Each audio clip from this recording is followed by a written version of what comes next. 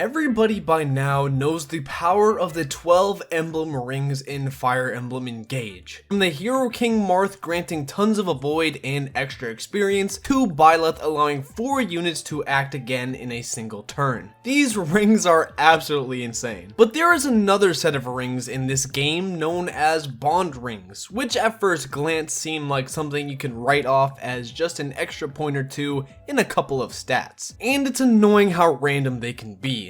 But these rings hold a lot more power than just a bonus to strength or speed, and the good rings might be a lot easier to obtain than you may think. In this video, I'm going to talk about the amazing features of the bond ring mechanic and how you can rig your way into getting the rings you want. So let's begin. Bond rings are an extra set of rings you can summon in the ring chamber. You can summon 1 ring at a time for 100 bond fragments, or summon 10 at a time for 1,000. These rings are randomly summoned and give a ton of great effects. For most of the game, it will be impossible to equip all of your units with emblem rings, so giving your units these bond rings are just free stats and skills. Yes, skills that you can give to your units. There's literally no reason to not spend a couple hundred bond fragments in order to boost your unit's potential, especially since you can start to farm SP on units as long as they have any ring equipped, whether it's an engage ring or a bond ring. And SP allows you to inherit more skills. Speaking of, let's step back and talk about bond rings offering skills. Some of the S rank rings in Fire Emblem Engage can give skills to your units, and all you have to do is have the rings equipped. S rank Lilina ring gives +2 magic and +1 to luck and res, but also offers the Raging Fire skill, which gives a unit +20% damage boost for fire tomes. If you thought that was good, the Olwen bond ring gives +2 speed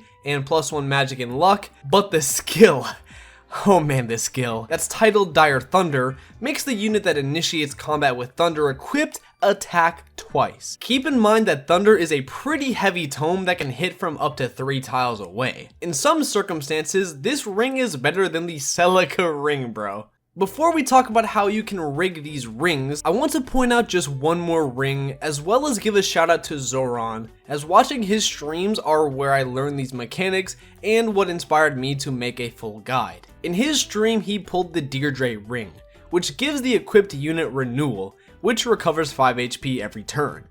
When this is comboed with a Q Adept class that can block the first hit for a unit when at full health, it is really good, since you don't have to waste your turns healing back to full and can just be a staff bot while you recover your HP so you can block once again. Now it's time to talk about how you can rig the rings you want. It's a bit of a time-consuming process, I'll admit, but the aforementioned rings make it more than worth in my opinion. Essentially, each time you head to the ring chamber, you have a set seed for what rings will be given to you. But each time you enter a battle and exit or engage in combat at the arena, the seed resets. The fastest way to get a ring that you want is to save right before summoning and doing a 10 ring summon on the specific engage ring type. Olwen, as we mentioned before, is under Leaf summons, and Lilina is under Roy's. If I don't get an S rank Olwen, I can reload my save and go to the arena to reset my seed, then save and try again. Each time you finish a chapter, you have 3 arena battles anyways that you want to do, so you can save scum for rings while you go through those. If you do run out of the arenas, you can also train up your bond levels, as these fights also reset the seed. I think this is much better than running into a battle, leaving, then trying to summon, but if you run out of arena fights and don't want to do the bond battles, since they spend bond fragments, you can do this over and over again of heading into battle and exiting. In conclusion, bond rings are much better than a small stat boost, as they can offer some insane skills, as you can see on screen, as well as allowing your units the ability to start gaining SP to inherit skills from engage rings. Next time you engage in Fire Emblem Engage, make sure to give these bond rings a shot. If you enjoyed this video and want to see more Fire Emblem Engage guides, make sure to engage with that subscribe button and like button, as it really helps out, and I will be doing more guides like this in the future. Until next time, stay hydrated. I've been JBR from JBR channel. Have a good one. Bye-bye!